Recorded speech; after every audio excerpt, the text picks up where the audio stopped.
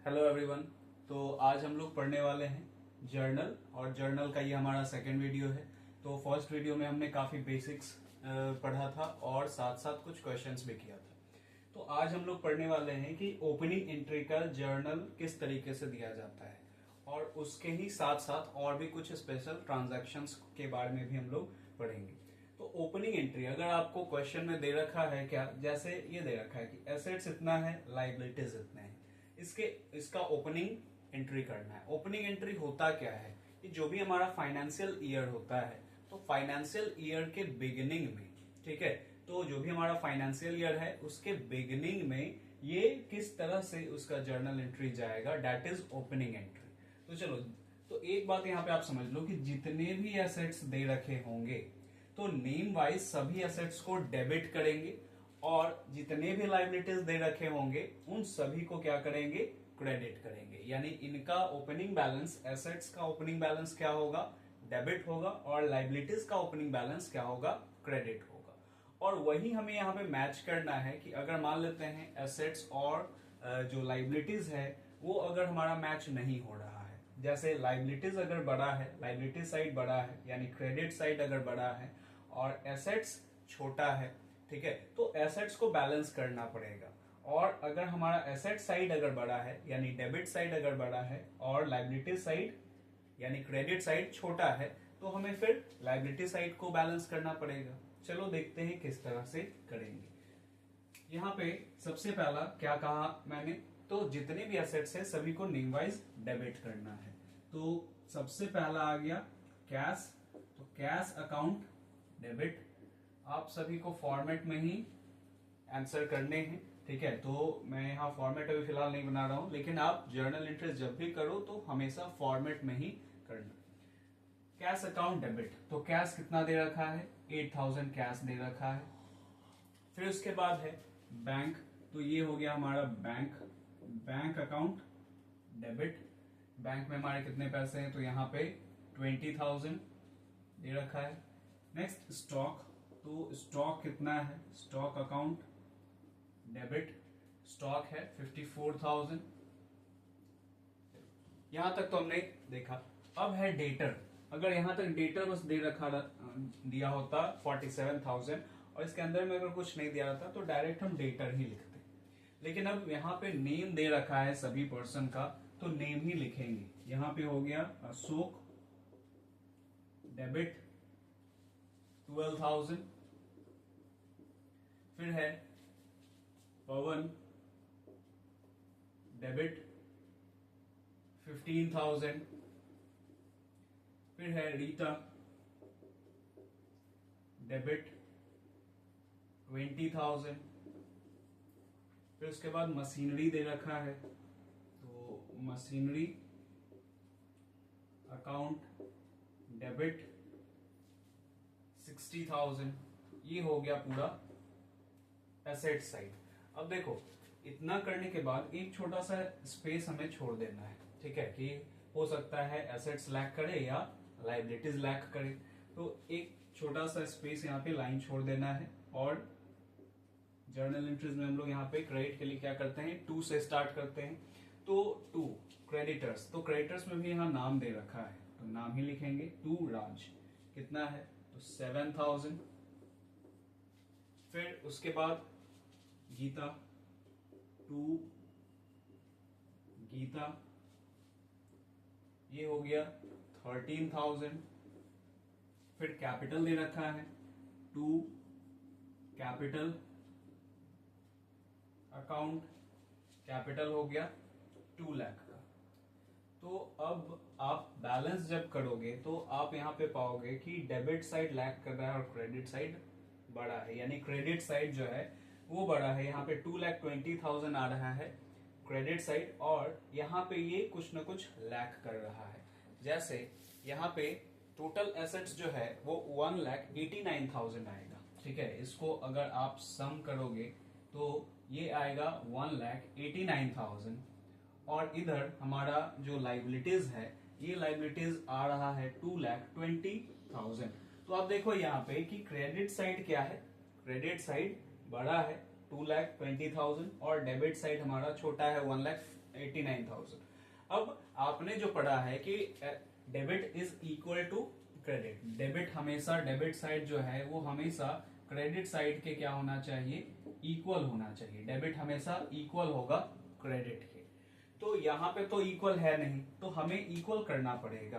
तो आप यहाँ पे समझो कि जब भी एसेट्स लैक करे, यानी एसेट्स कम हो, तो यहाँ पे उसे बैलेंस, क्रेडिट के साथ बैलेंस करने के लिए हम क्या लिखेंगे, गुडविल अकाउंट लिखेंगे।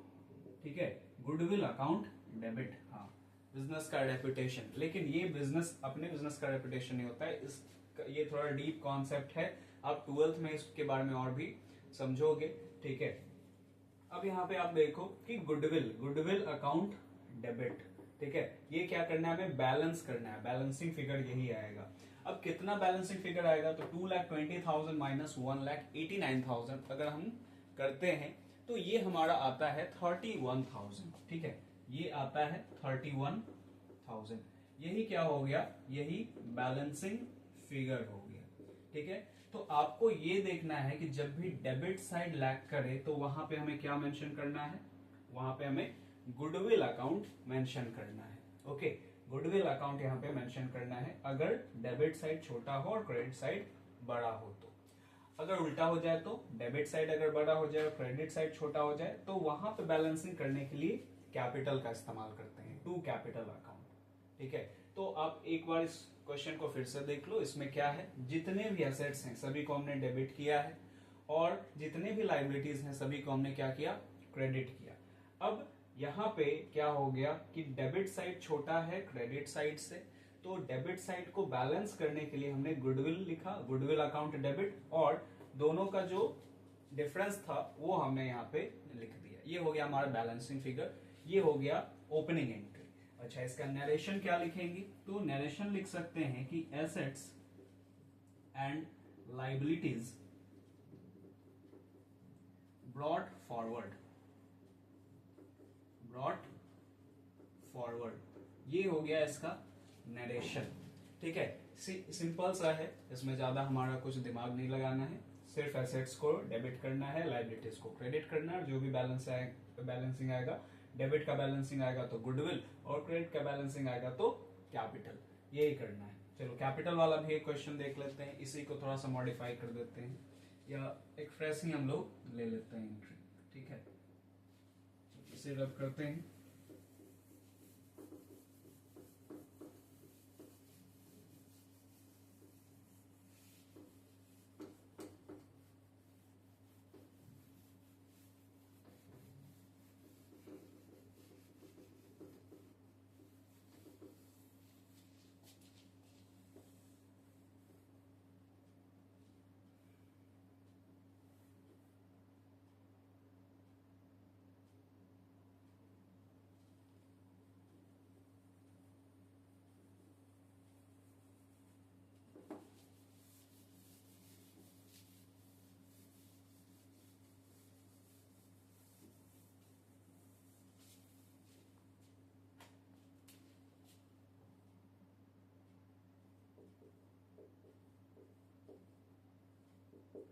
चलो, तो यहाँ पे हम लोग एक हाइपोथेटिकल फिगर ले लेते हैं अपने से।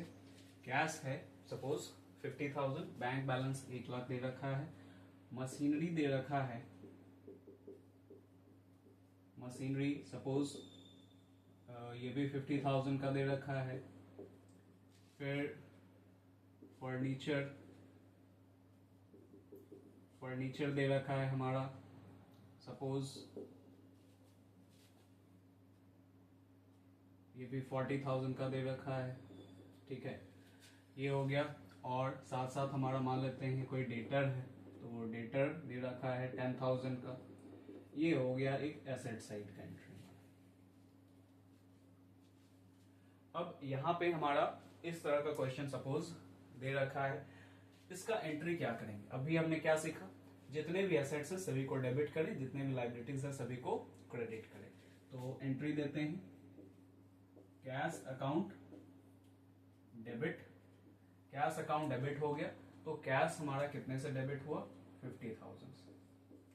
फिर बैंक, तो बैंक अकाउंट डेबिट 1 लाख से। फिर उसके बाद मशीनरी अकाउंट डेबिट 50,000। फिर फर्नीचर अकाउंट डेबिट 40,000। फिर डेटर, नेम नहीं दे रखा है तो डेटर ही लिखेंगे, डेटर अकाउंट डेबिट 10,000। ठीक है, ये हो गया। अब इसके बाद हमारा लायबिलिटीज है, तो यहाँ पे हम एक लाइन छोड़ भी सकते हैं। ठीक है, तो यहाँ पे हम लोग एक लाइन छोड़ देते हैं, टू क्रेडिटर्स। तो क्रेडिटर्स तो नेम दे रखा है ना, तो नेम लिख लेते हैं, टू राज 7,000, टू गीता 13,000। ये हो गया। अब यहाँ पे हमारा इस साइड का जो फिगर है, अगर हम सम टोटल करें तो आएगा 2,50,000। ठीक है, इधर 2,50,000 आ रहा है और इधर का सम टोटल करें तो 20,000 आ रहा है। ठीक है, तो हमारा डेबिट साइड बड़ा हो गया और क्रेडिट साइड छोटा हो गया।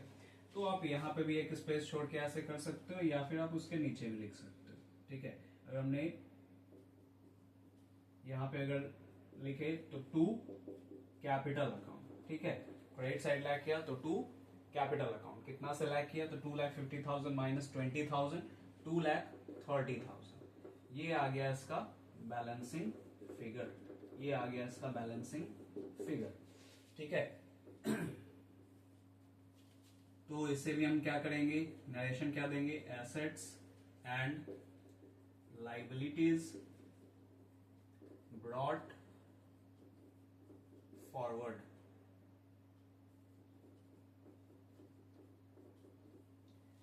ये इसका ओपनिंग एंट्री हो गया। तो ओपनिंग एंट्री का हमने दो केस देखा कि या तो डेबिट साइड लैक करेगा या क्रेडिट साइड लैक करेगा, और दोनों पे के क्वेश्चन हमने देख लिया। अब चलो पढ़ते हैं हम लोग कुछ स्पेशल ट्रांजैक्शंस। स्पेशल ट्रांजैक्शन से पहले एक यहाँ पे हम लोग देख लेते हैं बैड डेट्स के बारे में, कि बैड डेट्स क्या होता है। ठीक है,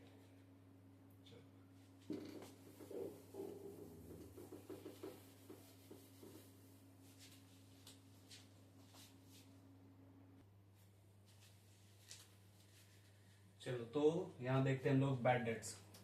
बैड डेट्स किसे कहते हैं? बैड डेट्स जब भी हमारा कोई डेटर किसे कहते हैं?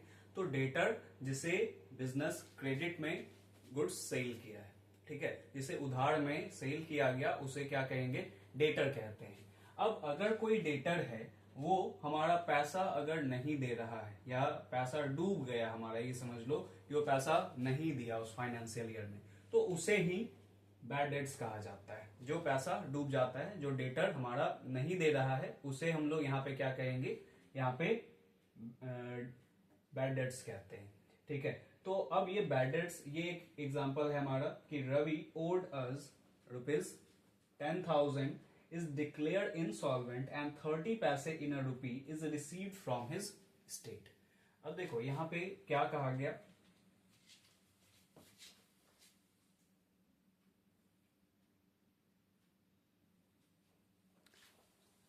यहाँ पे अगर हम लोग देखते हैं कि रवि ओड अस, कि रवि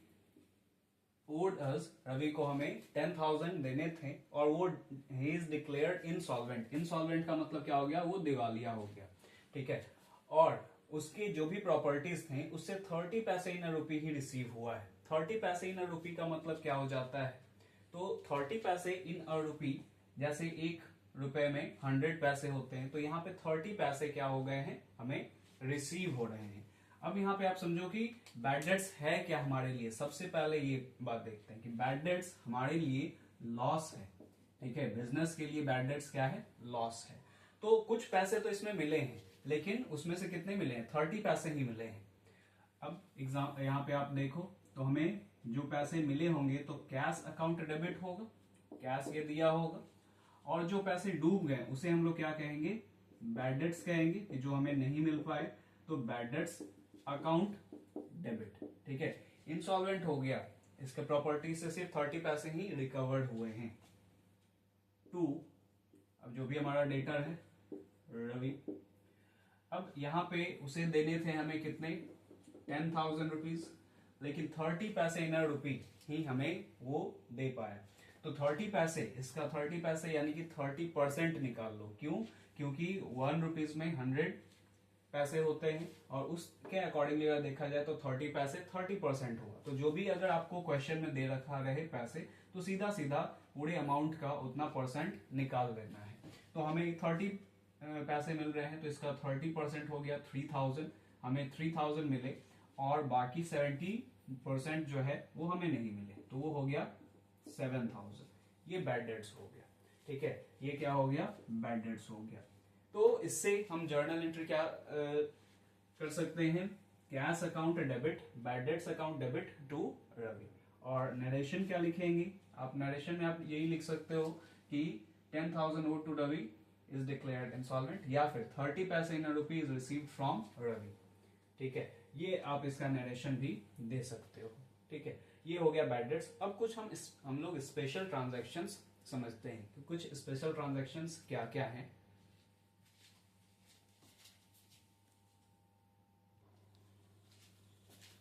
चलो, तो अब हम लोग देखते हैं कुछ स्पेशल ट्रांजैक्शंस के जर्नल एंट्रीज। यहाँ पे आपको क्वेश्चंस दे रखा है। ठीक है, और इसी के थ्रू हम लोग एक एक करके देखते चलेंगे, पढ़ते चलेंगे। सबसे पहला है received from Shivam 20,000 which were written off as bad debts in the previous year. ये हो जाता है बैड डेट्स रिकवर्ड का एंट्री। अभी इससे पहले हम लोग एक क्वेश्चन देख रहे थे बैड डेट्स का। अभी आप देखिए कि इसमें क्या है कि रिसीव फ्रॉम शिवम, शिवम से रिसीव हुआ which were written off as bad debts in the previous year. पिछले साल जिसे बैड डेट्स लिख दिया गया था, बैड डेट्स में राइट ऑफ कर दिया गया था, अब वो इस साल हमें पैसा दे रहा है 20,000। तो ये हो गया बैड डेट्स रिकवर्ड का अकाउंट। ठीक है, तो अब जब बैड डेट्स रिकवर्ड होगा इस साल हमारा, तो इसका एंट्री हो जाएगा, ये किसका एंट्री है? बैड डेट्स रिकवर्ड का। ठीक है, तो बैड डेट्स रिकवर्ड का एंट्री क्या हो जाएगा कि हमें कैश मिल रहा है ना, तो कैश अकाउंट डेबिट। और दूसरा यहाँ पे क्या हो जाएगा, क्योंकि शिवम तो लिख नहीं सकते हैं। क्यों नहीं लिख सकते हैं? क्योंकि पिछले साल राइट ऑफ हो गया, खत्म हो गया वो। ठीक है, अब इस साल अचानक से पैसा आ रहा है, तो उसे हम क्या लिखेंगे? To bad debts recovered account, to bad debts recovered account, amount 20,000 ये हमें मिल गया और यहाँ पे रिकवर कर दिया हमने। ठीक है, to bad debts recovered, bad debts recovered हमारे लिए इनकम हुआ, इसीलिए क्रेडिट हुआ। कैश हमें मिल रहा है, एसेट है, बढ़ रहा है, इसीलिए ये डेबिट हो गया। नरेशन क्या लिखेंगे? Being bad debts recovered from Shivam, हो गया।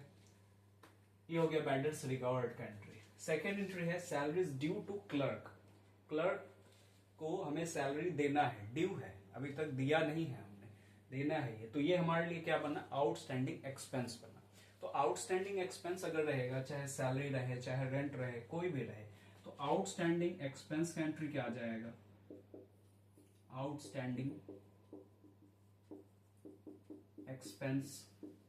आउटस्टैंडिंग एक्सपेंस किसे कहते हैं? ऐसा खर्च जो हो चुका है लेकिन अभी तक हमने उसके लिए पेमेंट नहीं किया है। तो ये सैलरीज हो चुका है, यानी बन चुका है इन क्लर्क का, लेकिन अभी तक पेमेंट नहीं किया है। क्या बोला? ड्यू है। ठीक है, तो इसके लिए इंटरेस्ट हमारा चला जाएगा। जो भी कंसर्न्ड एक्सपेंस होगा, कंसर्न्ड एक्सपेंस चाहे सैलरीज हो, रेंट हो, इंटरेस्ट हो, कमीशन हो, कोई भी आउटस्टैंडिंग एक्सपेंस होना चाहिए। तो हमें यहाँ पे क्या करना है? आउटस्टैंडिंग एक्सपेंस, जो भी एक्सपेंस होगा, जैसे यहाँ पे है सैलरी, तो सैलरी को हमें डेबिट करना है। सैलरी तो हर हाल में डेबिट होगा ही होगा, ये हमारा खर्च है।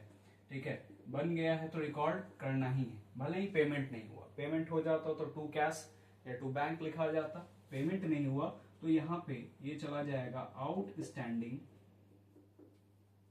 आउटस्टैंडिंग सैलरी के नाम से, टू आउटस्टैंडिंग सैलरी अकाउंट 50,000।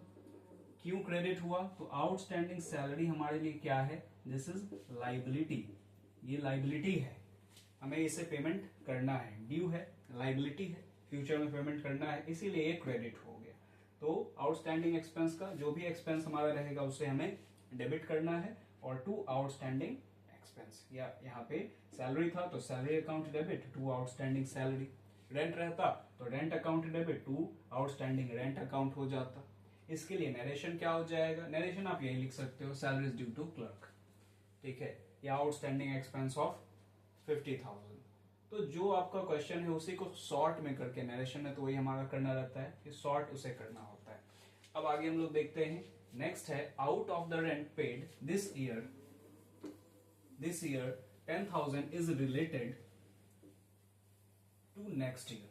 अब ये किस तरह का हो गया हमारा, तो देखो जो भी आपको इसमें दिक्कतें आ रही हैं, जैसे आउटस्टैंडिंग एक्सपेंस, प्रीपेड एक्सपेंस, ठीक है, इन सभी को आप पढ़ सकते हो पहले वाले वीडियोस में जाके, कि जितना भी बेसिक टर्म्स था उसमें सभी चीजें मेंशन है, ठीक है।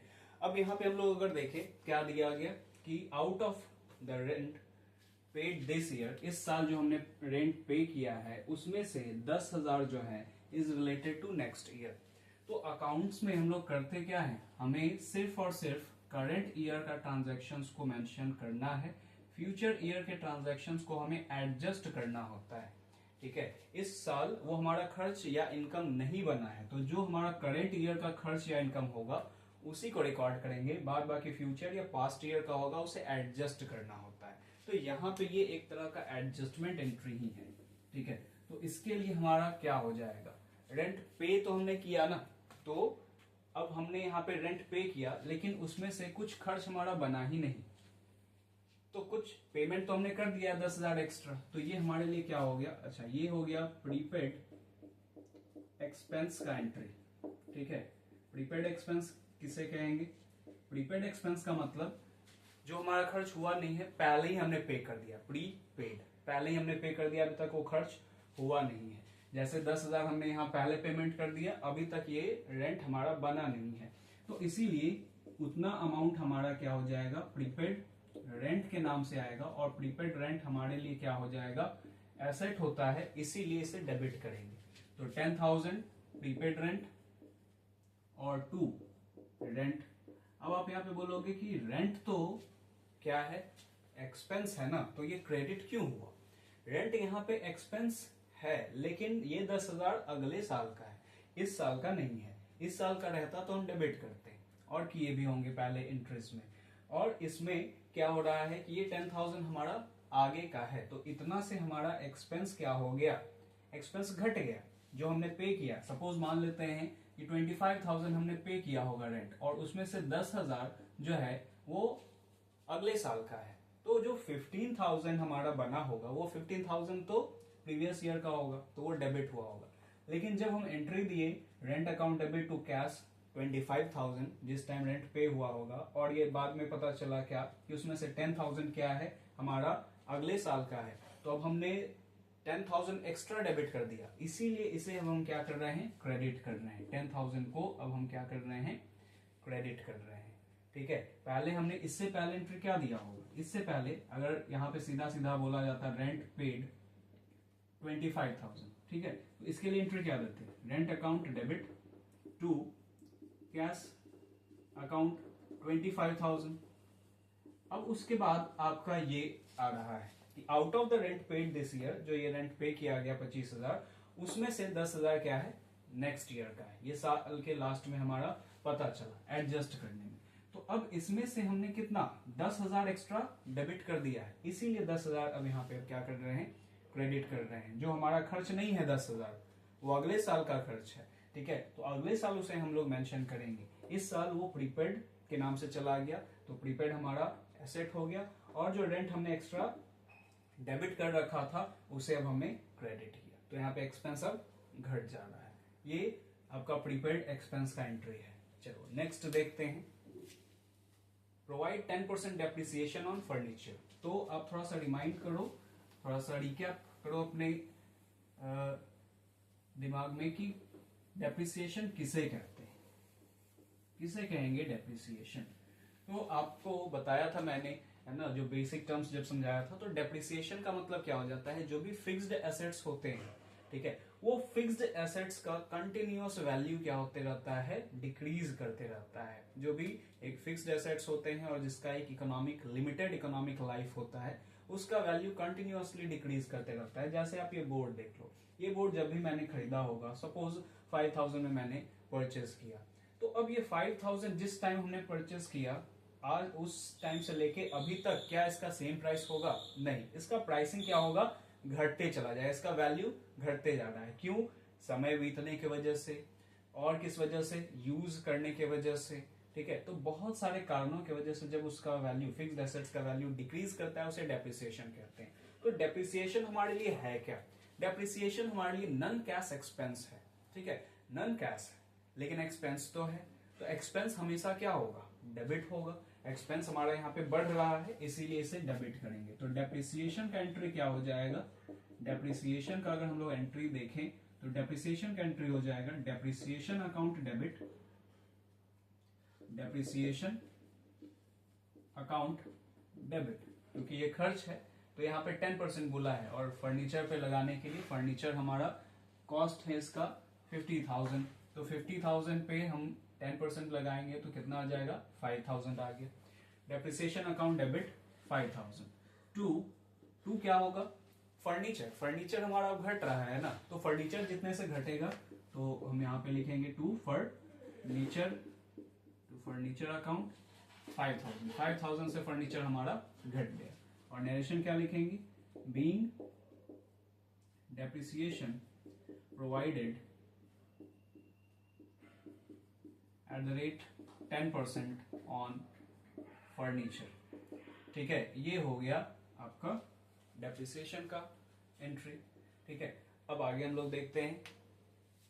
नेक्स्ट है प्रोवाइड 12% इंटरेस्ट ऑन कैपिटल, और कैपिटल दे रखा है 10 लाख। तो इंटरेस्ट ऑन कैपिटल का एंट्री क्या होगा?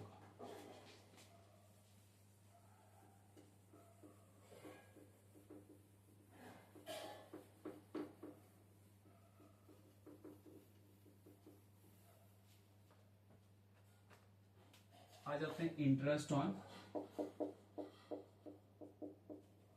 कैपिटल। इंटरेस्ट ऑन कैपिटल का एंट्री देखो। Interest on capital, interest on capital है क्या? तो आप समझो कि कैपिटल जो है, अब ओनर ने कैपिटल इंट्रोड्यूस किया है बिजनेस में, अगर वो कहीं और लगाता तो उसे इंटरेस्ट मिलते। ठीक है, जितना वो पैसा यहाँ पे लगाया है, अगर कहीं और लगाता तो इंटरेस्ट मिलता। तो वो बिजनेस से क्या कह रहा है कि मुझे भी इंटरेस्ट चाहिए। ठीक है, मुझे भी अपने पैसों पे इंटरेस्ट चाहिए। तो वो बिजनेस इसे इनकार नहीं कर रहा है कि ठीक है, आपका बात भी सही है, तो आपको भी इंटरेस्ट मिलेगा। तो अब जब बिजनेस इंटरेस्ट देगा किसे, तो बिजनेस इंटरेस्ट देगा किसे? ओनर को इंटरेस्ट देगा। तो इंटरेस्ट ऑन कैपिटल क्या हो गया बिजनेस के लिए? ये एक्सपेंस हुआ, क्योंकि ये पेमेंट कर रहा है बिजनेस। तो जब भी इंटरेस्ट ऑन कैपिटल क्या हो जाएगा? पे किया जाएगा। तो इंटरेस्ट ऑन कैपिटल हमारे लिए खर्च है, इसीलिए इसे हम मेंशन करेंगे debit. Interest on capital account debit. ठीक है, ये हो गया 12%। तो इसका 10 लाख का 12% कितना हो गया? 1,20,000 हो गया। ये हो गया। टू क्या करेंगे? अब देखो होता क्या है, interest on capital ultimately capital में ही जुड़ जाता है। जितना इंटरेस्ट मिल रहा है जो भी ओनर है उसे, वो क्या करेगा? और कैपिटल उससे उसका बढ़ जाएगा। बिजनेस ने दिया और कैपिटल में ही वो क्या हो जाएगा? एड ऑन हो जाता है। ठीक है, तो इसीलिए कैपिटल हमारा इंक्रीज कर रहा है इससे। तो टू कैपिटल अकाउंट, कैपिटल जब इंक्रीज करता है तो क्रेडिट 1,20,000। और यहाँ पे क्या होगा कि interest on capital provided at the rate 12% per annum. जो भी दे रखा होगा कि साल में ये कितना लग रहा है? 12% पर एनम। नेक्स्ट है देखो कि चार्ज इंटरेस्ट ऑन ड्राइंग। अब इंटरेस्ट ऑन ड्राइंग का अगर हम लोग देखें, इंटरेस्ट ऑन ड्राइंग, इसका जर्नल एंट्री क्या होगा? इंटरेस्ट ऑन ड्राइंग क्या है? ड्राइंग क्या होता है सबसे पहले ये जान लो। ड्राइंग का मतलब क्या हो गया कि जब भी ओनर जो है अपने पर्सनल यूज के लिए बिजनेस से कैश या फिर कोई गुड्स ही विड्रॉ कर लेता है। तो अब जैसे ओनर ने पैसे लगाए थे तो ओनर क्या बोला कि मैं इंटरेस्ट लूंगा इसका, उसी तरह से बिजनेस का भी पैसा जा रहा है निकल रहा है, तो अब बिजनेस भी बोल रहा है आपको ड्राइंग्स पे, आप बिजनेस में अगर पैसा नहीं रहने दोगे तो कैसे आगे इनकम जनरेट होगा, ठीक है। तो आपको इस ड्राइंग पे क्या करना पड़ेगा, इंटरेस्ट पे करना पड़ेगा, यानी ओनर से चार्ज किया जा रहा है। तो इंटरेस्ट ऑन ड्राइंग क्या हो गया, बिजनेस के लिए इनकम हो गया, ठीक है। तो इनकम हो गया यहाँ पे, तो एंट्री क्या हो जाएगा, ड्राइंग अकाउंट डेबिट। ड्राइंग हमारे लिए क्या है, तो ड्राइंग बिजनेस के लिए काइंड ऑफ खर्च है, या आप लॉस भी कह सकते हो कि बिजनेस से पैसा जा रहा है, ठीक है। तो उसे कैपिटल घट रहा है एक तरीके से, ये भी अगर देखा जाए तो ड्राइंग की वजह से कैपिटल क्या हो रहा है, घट रहा है, ठीक है। अगर कैपिटल का विड्रॉ किया जा रहा है या कैश का विड्रॉ किया जा रहा है तो वो घट रहा है, इसीलिए हमारा वो काइंड ऑफ लॉस ही कहलाता है। तो ड्राइंग अकाउंट डेबिट, तो ड्राइंग हमारा क्या हो गया, यहाँ पे 8000 दे रखा है, और अभी आपने देखा कि इंटरेस्ट ऑन ड्राइंग बिजनेस के लिए क्या हो जाएगा, बिजनेस के लिए ये इनकम बनेगा। तो इसीलिए to interest on drawing, interest on drawing account, ये हो गया 8000। इसका नरेशन क्या चला जाएगा, इसका नरेशन चला जाएगा interest on drawing charged, interest on drawing charged ₹8000, ये हो गया इसका नरेशन। तो आज आपने कुछ स्पेशल ट्रांजैक्शंस देखा, एक आपने देखा ओपनिंग एंट्री कैसे करते हैं, बैड डेट्स का एंट्री किस तरह का होता है, और ये कुछ स्पेशल ट्रांजैक्शंस थे, ठीक है। बाकी और भी है इसमें जर्नल में, वो हम लोग नेक्स्ट क्लास में पढ़ेंगे। Okay, thanks for watching, thank you everyone.